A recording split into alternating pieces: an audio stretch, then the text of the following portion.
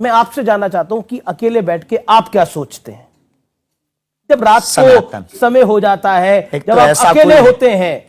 24 घंटे में हमारे 3 या 4 घंटे हैं निजी जी। चाहे हम सो लें, चाहे हम जो कर लें, क्योंकि वहां हजारों लोग आते हैं। हमें लगने लगता कि अगर हम सोते रहेंगे तो बेचारे इन पर क्या बीतेगी।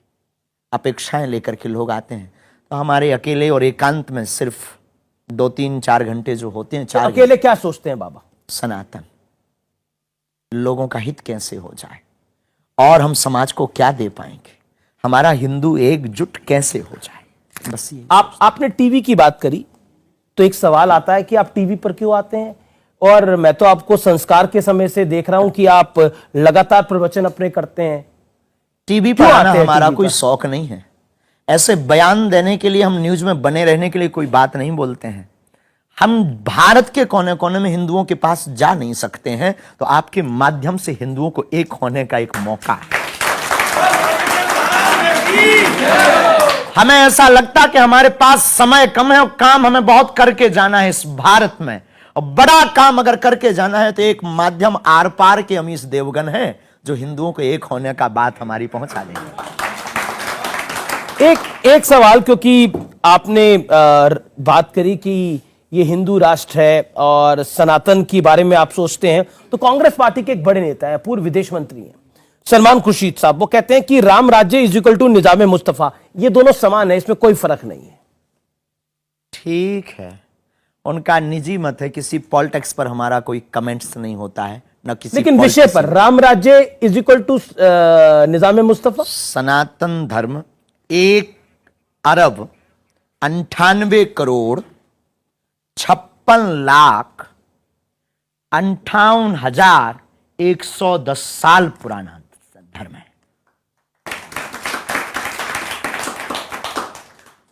इस प्राचीन, इससे भी ज्यादा प्राचीन है। ये तो एक हमने लगभग बताया है। अब कोई अपने आप से तौलता है, ये उसकी बेचारे की मजबूरी है, क्योंकि कोई ऑप्शन ही नहीं है उसके पास में। और राम राज्य की अगर वो कल्पना, कोई आपने नाम लिया है, पवित्र मुंह से हम बोल लेना नहीं चाहेंगे, अगर कोई राम राज्य को अपने उससे तौल रहा है, वो बेचारे की मजबूरी है। और तौलना भी चाहिए, बड़ों के सहारे से ही छोटे लोग अपनी इज्जत बचाते हैं। लेकिन मेरा अगला सवाल आपसे यही है कि क्योंकि इस देश में साईं बाबा के करोड़ों भक्त हैं, लेकिन आप उनके भी खिलाफ खड़े हो गए? बिल्कुल भी नहीं।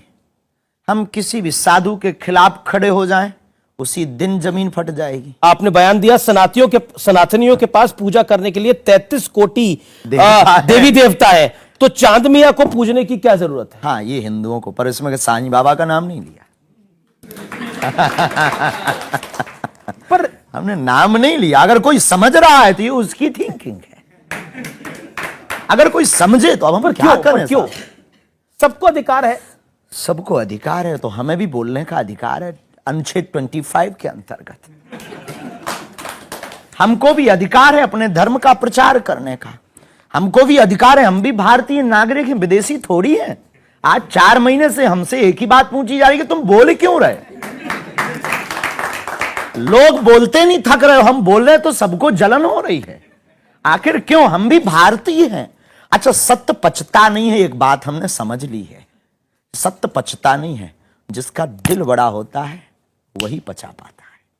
लेकिन देखिए, अभी आपने वो शब्द यूज करा था ठटरी के, तो एक सवाल मैं जरूर आपसे पूछना चाहता हूं। आप इन सबको, इनकी जो ठटरी है बांट के क्या करवाना चाहते हैं? हिंदू राष्ट्र कराना चाहते हैं। हमारा कॉन्सेप्ट एकदम क्लियर है। राम राज्य, केवल राम की परिकल्पना।